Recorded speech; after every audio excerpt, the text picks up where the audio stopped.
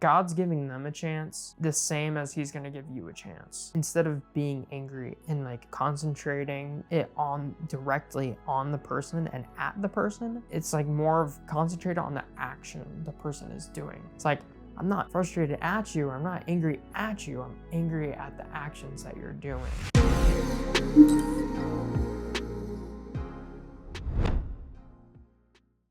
Welcome to the Quarter Note. My name is Isaac. And I'm Elijah. And today we are talking about anger. Yes. Anger. One important topic. I think we all get a little angry sometimes. I think it's a very popular emotion. Yeah. Yeah.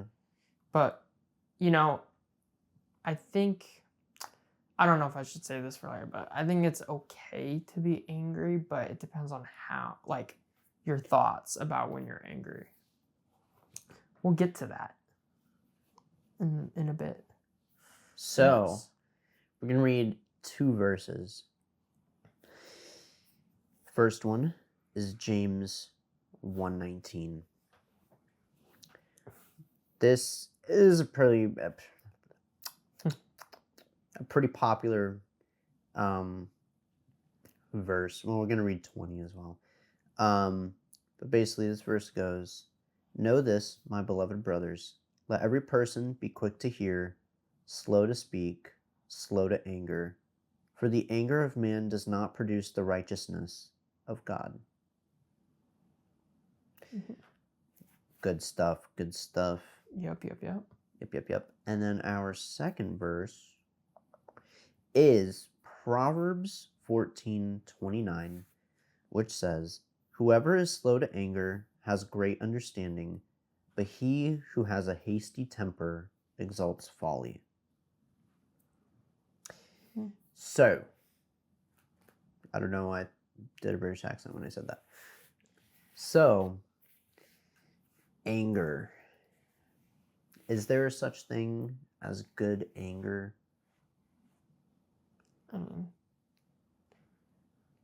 Yes. Yes. And we'll get to that. And I'm so. going to use a fine example of Jesus himself. And I know exactly where you're going. No, you don't. A lot of people know this. You don't story. know. He doesn't know what we're talking about.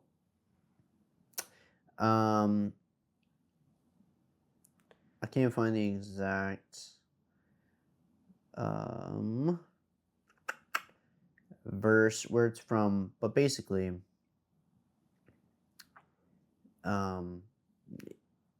it is the, here you go. Mark 11:15, "And they came to Jerusalem, and he entered the temple and began to drive out those who sold and those who bought in the temple. And he overturned the tables of the money changers and the seats of those who sold pigeons." So in other words, when Jesus, who is God, entered the temple and saw what was going on, dishonoring activity to God going on in the temple, which is a place of worship to God. In other words, what's basically happening here is Jesus is using healthy anger. Anger can be good when it's used for the right intention. If your intentions when you're angry are to hurt or to tear down someone, then that anger is not coming from a good place. Anger can come out of a place of love. A good example of that is if you want the best for someone and you see them going astray and you know what they're doing is wrong, you know it, like a moral,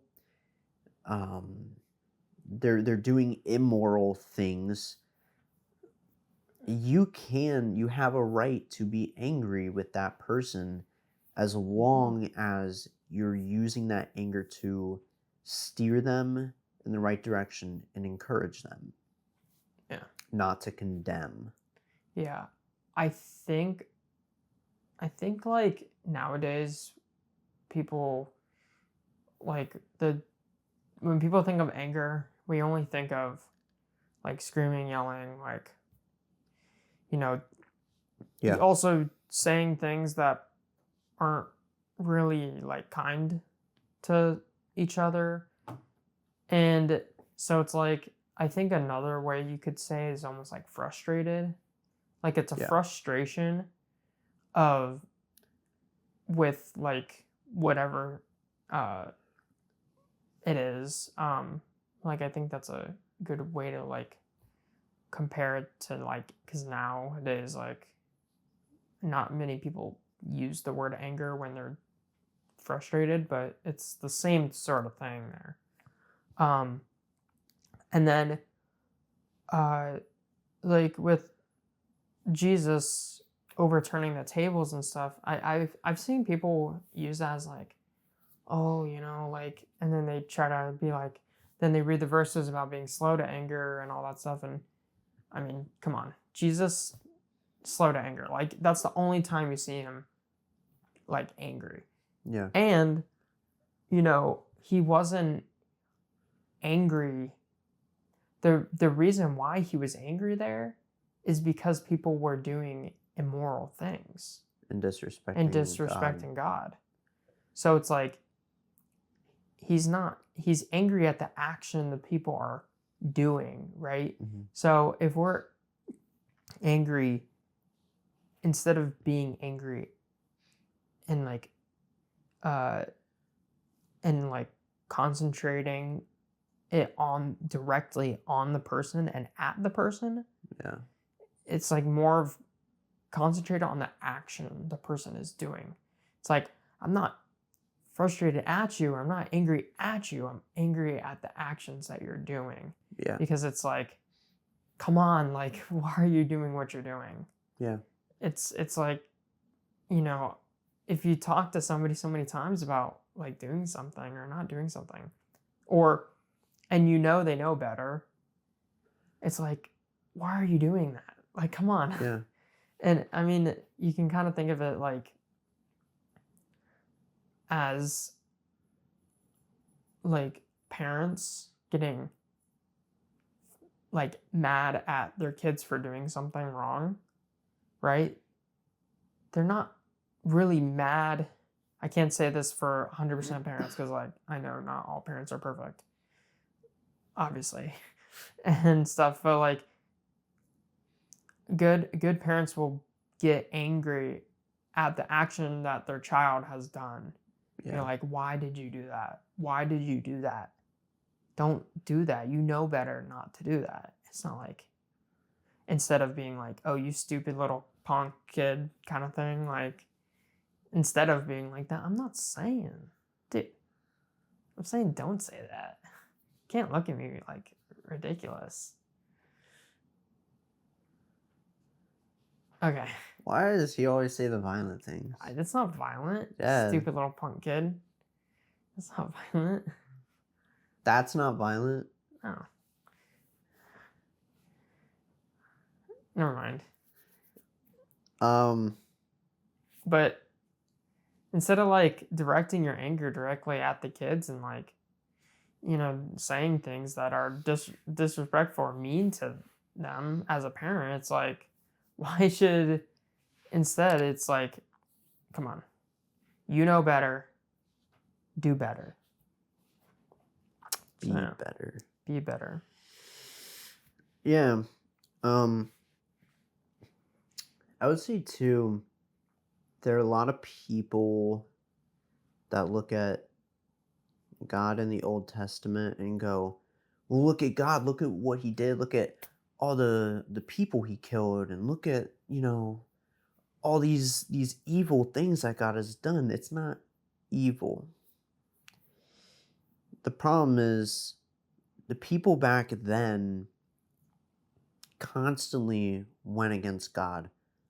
And you see God give them a whole bunch of chances too. Yeah. Even will tell them. I mean, look at the Israelites after God rescued them from slavery, and all of them gave them food, led them to safety, delivered them. They were upset with God when they got hungry.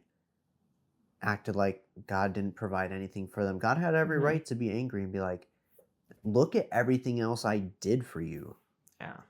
Are you blind? I created you first and foremost. I delivered you from slavery. I fed you. I led you to safety. I gave you water.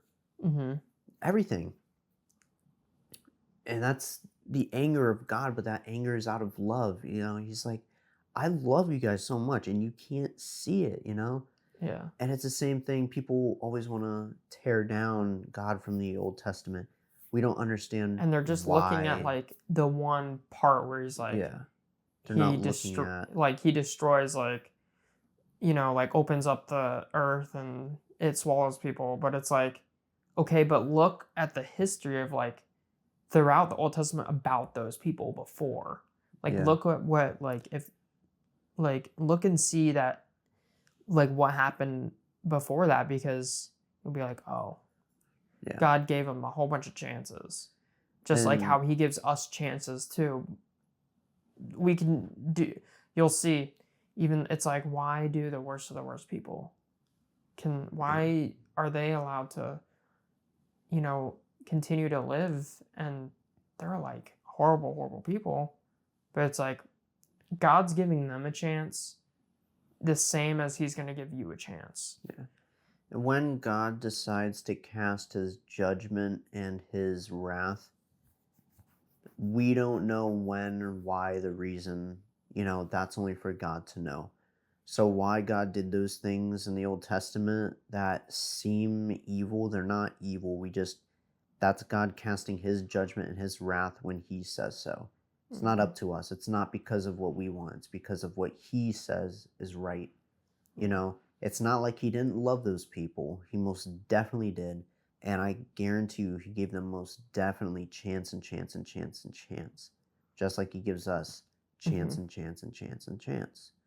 That is our God. That is our loving God. Yeah. There are times when God does things out of love with anger, because he loves us so much. And we do so wrong to him all the time, every single day. All 8 billion people in the world do wrong to him every single day. Yeah. When you put it like that, I'd say God has every right to be angry out of love for us. Yeah. Just the same way I know if I had a kid and they were doing something wrong, it's like the example you brought up. I want what's best for them.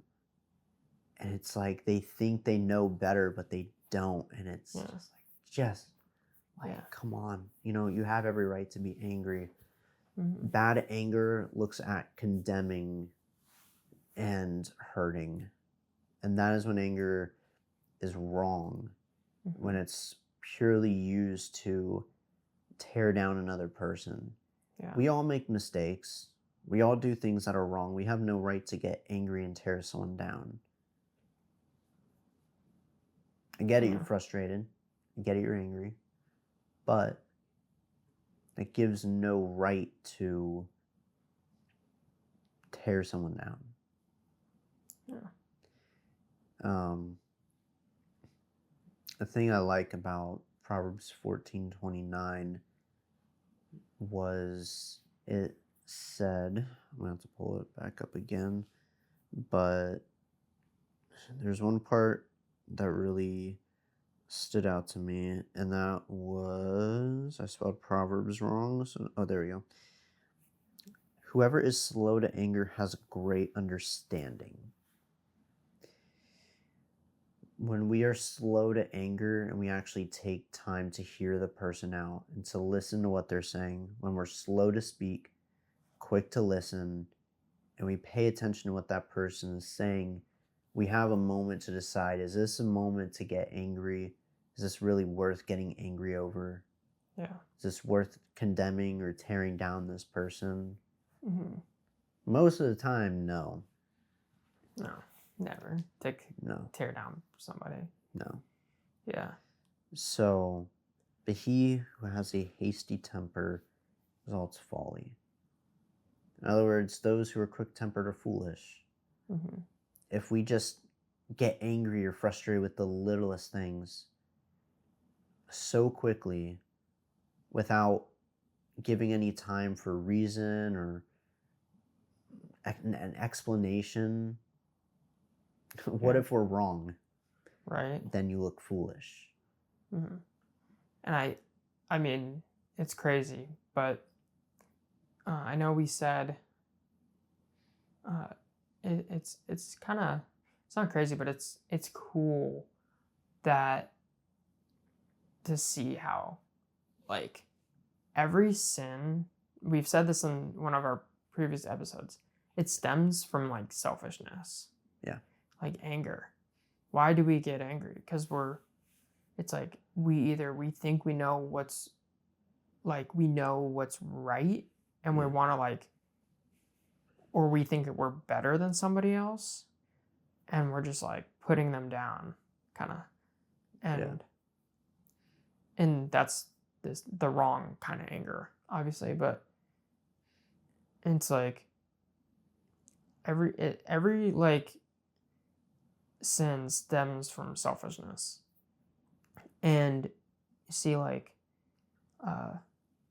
with like anger too, like for example, like, see like people getting like road rage and all that stuff. It's like that's just selfishness. Like people want to get somewhere quickly, and it's like there's your like impatience, and it's just like, space, like everybody's so in a rush now.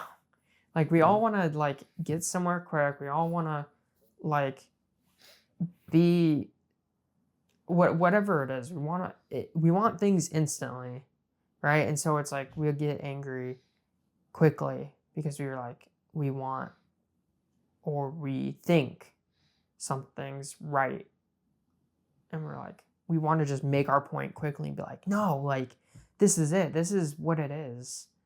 It's like, all right, like we need to like all like slow down for a bit and like, and realize, be like, whoa, come on, like just chill out. Be understanding of other people's situations. Yeah. But yeah, sin definitely stems from a selfish point, We all sin because of our own desires. Mm-hmm. What we desire oftentimes leads us to sin, It's just we put our desires above his. We put our wants above his wants, which is unhealthy. Yeah. We get impatient. We do things, we lack self-control. Yeah. We get angry and we sin, Yeah. There's nothing we can do to stop it. I mean, we're always going to sin. Yeah. We're always going to do wrong. But God loves us so much. And in him we can find slowness to anger and, the ability to be quick to listen, wisdom, discernment, In him we find all the fruits of the Spirit. This is our God. In him there is no wrong. We have a perfect God. Mm-hmm. So, even though we may not know everything about God or know why he's doing something, that's okay. yeah. We don't need to know everything. No. So we know there's a rhyme and a reason to the way that he works, and we know that, you can see it all throughout Scripture. There's a clear plan that God has already set in store since long before the creation of the universe. Yeah. And I know it's kind of hard to like wrap your head around, like, not knowing things, or, God doing things that we don't understand why. It's like, because we want to know why. It's like, come on, like it's hard. I know, like even talking about it, it's kind of be like, it's like the struggle of like the back and forth of like I want to know, but at the same time, I know that like it's just part of God's plan, whatever it is, and we don't need to know everything. So it's just like a back and forth. If we knew everything, we wouldn't need him. If we Yeah. never sinned, we wouldn't need him. Everything that happens is because we need him. And when we look at all these situations where we mess up, or we look at situations where we get angry, and we look at all these situations that we're put into, and sometimes we ask why, but if you really look deeper, it's simply because we need him more. Mm-hmm.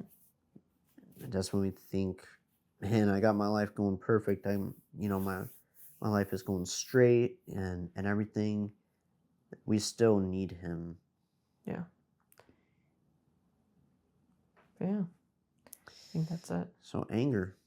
Yeah. Next time you feel like getting angry, ask yourself, am I getting angry for the right reasons? Or am I getting angry out of selfishness, greed, pride? Yeah. Is my anger helpful? Is it going to lead this person in a right direction? Or is it just simply because I want to be angry with them? Yeah. Some people say there's never a good reason to get angry, but there most definitely is. Mm-hmm. But you have to be slow to anger. Mm-hmm. Consider why you're getting angry first before you get angry. Yeah. Listen and understand before you react. Yeah. Thankfully, this episode wasn't as crazy as our last one. And no batteries died. And yeah. You want to go see the last episode if you want to see it. It's a good episode, good conversation, but a lot of craziness happening in that one. Like a circus. Yes. Anyways, we love you guys. Jesus loves you guys. No matter who you are, where you are, and what you've done. Got it this time. Got it. See you guys in the next one. See ya. Want to support our ministry? Go check out our merch at theqtrnote.com. We have hats, mugs, shirts, hoodies, and of course, our good news merchandise. Go check it out. Thank you for tuning into the Quarter Note podcast. Make sure you like, follow, comment, and subscribe. And see you in the next episode.